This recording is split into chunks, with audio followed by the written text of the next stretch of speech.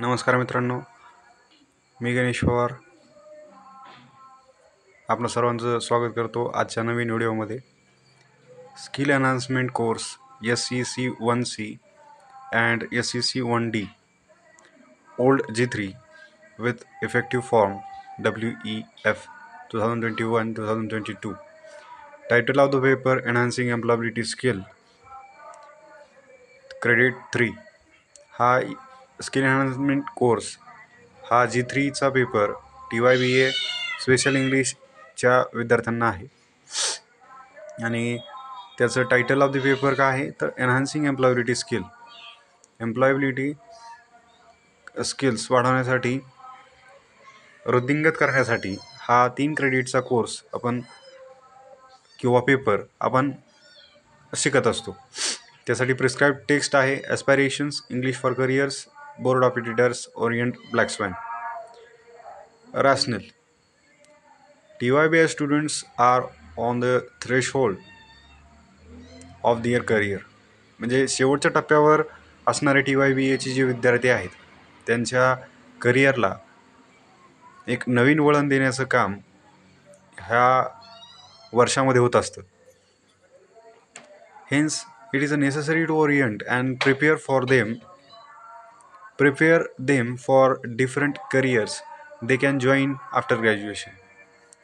म्हणजे हे गरजेचं होऊन जातं की त्यांना योग्य मार्गदर्शन भेटणं आणि योग्य अशा ग्रॅज्युएशननंतर काय काय करिअर ऑपॉर्च्युनिटीज आहेत त्या वेगवेगळ्या दिशेने जाण्यासाठी त्यांना तयार करणं हा या कोर्सचा उद्देश आहे.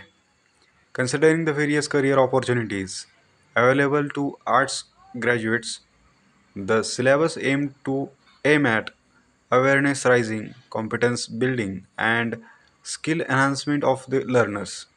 म्हणजे काय तर considering the various career opportunities available to the art graduates, जे काही आर्ट्स ग्रॅज्युएट मुलं आहेत त्यांच्यासाठी ज्या काही कितीही वेगवेगळ्या करिअर ऑपॉर्च्युनिटी म्हणजे संधी ज्या आहेत त्यांच्यासाठी या सिलेबसमध्ये एक अवेअरनेस क्रिएट करण्याचं काम, तसेच कॉम्पिटन्स बिल्डिंग त्यांची आकलन क्षमता वाढवणे आणि skill enhancement of the learners.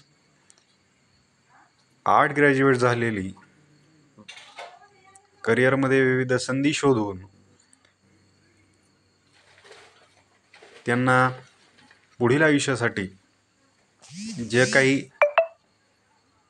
ज्ञान लागेल आणि त्या सर्व गोष्टींचं आणि स्किल्सचं एक भरपूर भांडार अशा या पद्धतीने ॲस्पायरेशन्स इंग्लिश फॉर करियर्स या पुस्तकाद्वारे skill enhancing employability skill old G3 या 3 क्रेडिटच्या कोर्समध्ये आपण शिकणार आहोत.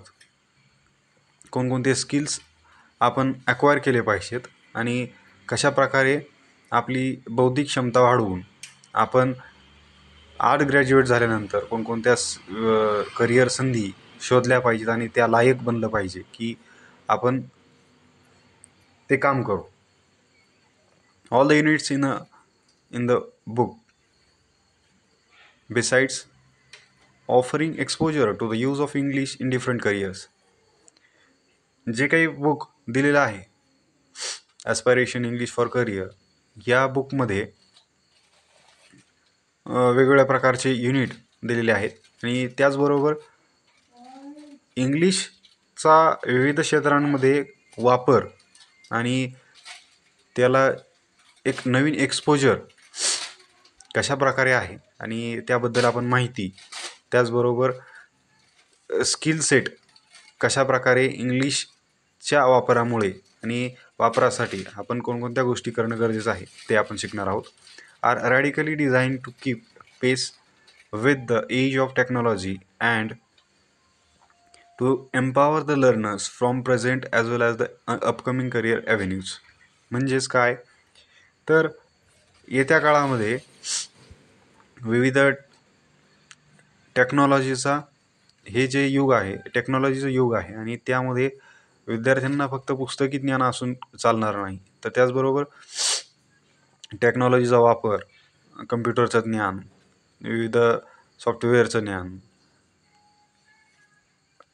विविध टेक्निकल गॅजेट्सचं यूज त्यांना करता आला पाहिजे आणि AI याचाही वापर त्यांना त्यांच्या क्षेत्रामध्ये काम करत असताना गरजेचं आहे. आणि त्याला जोडीचं एक माध्यम म्हणून इंग्लिश लँग्वेज हा एक करिअरचा महत्त्वाचा भाग तिथं रोल प्ले करतो.